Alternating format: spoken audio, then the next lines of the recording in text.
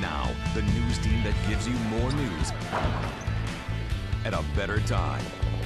All the news you need to know. You're watching Fox 12 News at 9.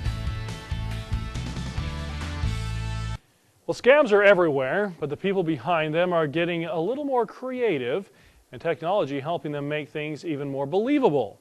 Today, Fox 12 spoke to a Nampa resident who was recently the target of a scam, and as Shane Wells explains, she didn't become a victim, but the Better Business Bureau says several others have not been so careful.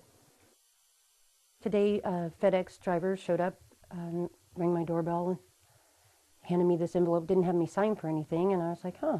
At the time, it didn't seem too odd to Patricia Higgins since she has been applying for jobs. So she opened it and found 2 money orders, both for the same amount, $986.38.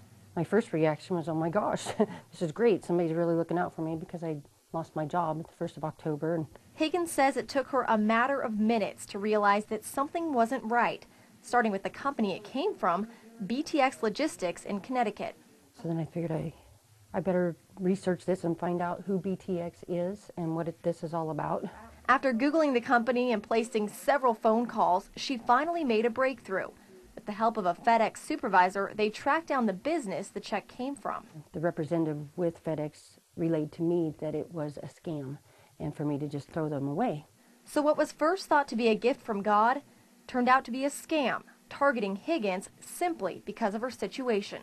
During these uncertain times, as the headlines keep telling us about economic crises and financial situations and the credit crunch, the scam artists are really preying on victims, potential victims. And according to Dale Dixon with the Better Business Bureau, several people in the Treasure Valley have fallen for it, meaning Higgins isn't the first person or the last to become the victim of scams like this. If you are posting anything online, be aware that you're most likely going to be contacted by a scam artist. In Boise, Shane Wells, Fox 12 News. Dale Dixon went on to say that if Higgins had cashed the checks, she would have been contacted by the scammer within a few days. That person would ask her to wire them a portion of the money and keep the rest for herself. Since the check is fake, it would bounce, meaning she would be responsible for the money she wired.